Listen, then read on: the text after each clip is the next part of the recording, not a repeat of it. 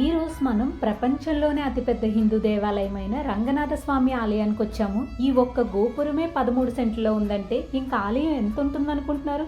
మీ ఊహకు కూడా అందనంత. ఇదే రాజగోపురం, సౌత్ గోపురం. ఈ ఆలయం మొత్తం 156 ఎకరాల్లో ఉంది. 7 ప్రహారీలు, 21 గోపురాలు ఉన్న ఇంత పెద్ద ఆలయం లోపల ఏం చూడాలో చూద్దాం రండి. ఈ 3 గోపురాలు దాటిన తర్వాత 4వ గోపురమైన రంగరంగ గోపురం వస్తుంది. టెంపుల్ మెయిన్ ఎంట్రన్స్ ఇదే. ఇది దాటాక రంగవిలాస మండపం వస్తుంది. ఇదే మండపంలో వ్యూ పాయింట్కి టికెట్ కౌంటర్ ఉంటుంది. దర్శనం అయ్యాక వచ్చి చూడండి. రంగవిలాస మండపం నుండి బయటకు వచ్చిన తర్వాత 5వ గోపురం అయిన కార్తీక గోపురం వస్తుంది. ఇక్కడ నుండి స్ట్రైట్గా లోపలికి వెళ్తే గరుడ మండపం వస్తుంది. అక్కడ అతిపెద్ద గరుడ విగ్రహం ఉంటుంది. ఇది దాటాక 6వ గోపురం వస్తుంది. ఇక్కడ నుండి రంగనాథ స్వామిని దర్శించుకోవడానికి వెళ్ళాలి. దర్శనం తర్వాత పక్కనే ఉన్న విమాన వెంకటేశ్వర స్వామి ఆలయం వెనక వైపు విమాన గోపురం కనిపిస్తుంది. ఇవి దాటాక బంగారుబల్లి ఆలయం వస్తుంది.